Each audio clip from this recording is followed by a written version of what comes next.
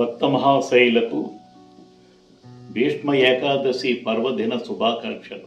కురు మహారాజైన శంతనునకు గంగాదేవికి జన్మించిన వాడే గాంగీ. తన తండ్రి సుఖం కోసం తన జీవితాన్ని త్యాగం చేసి ఆజన్మ బ్రహ్మచర్యం పాటిస్తూ భీష్మ ప్రతిజ్ఞ చేసి భీష్ముడిగా పేరుగాంచాడు. మహాభారత సంగ్రామంలో కౌరవుల తరపున యుద్ధం చేస్తూ పాండవ సేనను పరుగులెత్తించాడు. అర్జునుడు బాణాల ధాటికి నేల కొరగగా శ్రీకృష్ణుడు ఆనతిపై అంపశయ్యను ఏర్పాటు చేసి అందుమీద పరుండు పెట్టారు భీష్ముడు.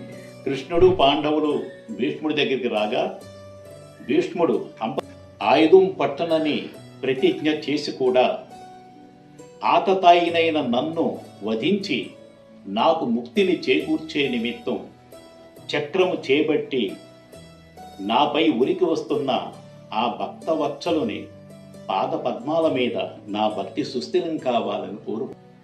కుప్పించి ఎగసిన కుండలంబుల కాంతి గగన భాగం వెల్ల గప్పికొనగా ఉరికిన నోర్వక యుదరంబులోనున్న జగములు వ్రేగున జగతి కదల చక్రంబు చేబట్టి చనుదెంచురయమున పయనున్న పచ్చని పటము జార నంబితి నాలావు నగుబాటు చేయకు మన్నింపుమని క్రీడి మరల దిగువా గరికి లంఘించు సింహంబు కరణి మెరసి నేడు భీష్ముని చంపుతు నిన్ను గాతు విడువ మర్జునయనుచు మద్విసిక వృష్టి నెరలి చనుదెంచు దేవుండు దిక్కునాసు తలుచుకుంటూ భీష్మ పితామహుడు కృష్ణుని యొక్క చూస్తూ పలుకులతో కులుకులతో అలుకులతో